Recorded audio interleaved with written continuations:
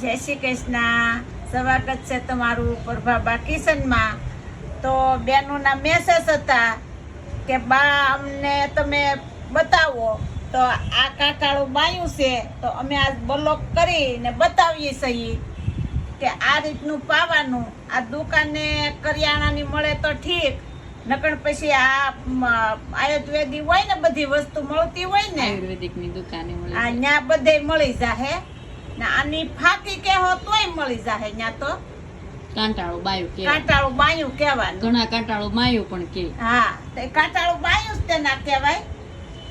તો આમ જો હું તમને બતાવું છું ઘહરકો કરીને, આ રીતનું આપણે ઘહરકો કરીને બાળકને પાઈ દેવાનું.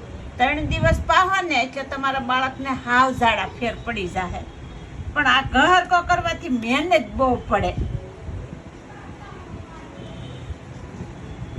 ઘસવું બહુ પડે કેમ બા? બહુ મહેનત પડે આમ.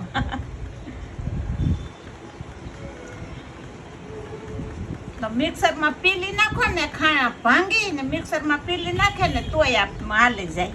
આ કેવડા બાળકને પાય કે બા? આ મહિનાનું બાળક હોય ને ત્યાંથી 5 વર્ષનું બાળક હોય ને ત્યાં સુધી આ પવાય. બરાબર. આ લીલા ઝાડા કરતું હોય છોકરું, શરદ વાયુનું હોય ને, તો આ કાંટાળા બાયાથી હાવ સારું થઈ જાય. એવું કેટલા હા. દિવસ પાવાનું? 3 દિવસ પાવાનું. 2 થી 3 દિવસ આ ત્યાં તો ફેર પડી જ જાય. જાયફળ પવાય ને બા? આ જાયફળ પવાય, પણ જાયફળ ગરમીનું હોય ને તો પવાય. શરદીમાં તો શરદી થાય પછી વધી જાય. બરાબર, ટાઢું આવે. હા, ટાટું આવે જાયફળ. ત્યારે આ પાવાનું કાંટાળું બાયું. હા, ત્યારે કાંટાળું બાયું પાવાનું.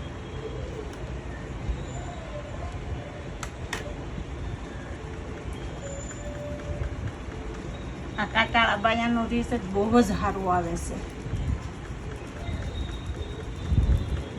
કેટલું પાવાનું બા? આ મગના દાણા જેટલું હોય જરીક પાવાનું.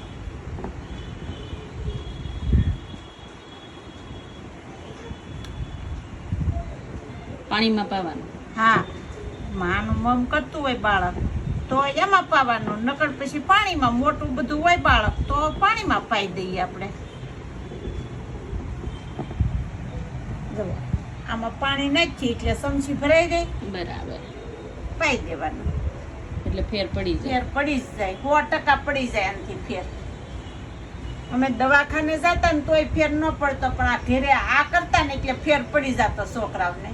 એવું? ને હા, હજી કરીએ. હજી નાના છોકરા હોય તો હજી આ જ કરીએ અમે તો. કાંઈ ત્યાં આ મહિના દીનું બાળક હોય ત્યાંથી પાઈ, 5 વર્ષનું બાળક થાય ત્યાં સુધી પાઈ જ છીએ ને બાળકને ફેર પડી જ જાય. ને જવો આ મગના દાણા જેટલું પાવાનું, બહુ ઝાઝુય નહીં પાવાનું, પણ લઢી જ ન એટલી ઝાઝુ આપણો હાથ જ ન કયું કરીએ કે એટલું બધું, એટલે એટલું જ પાવાનું. જવો આમાં બતાવ્યું મેં. ને આ કાંટાળું બાયું છે, જવો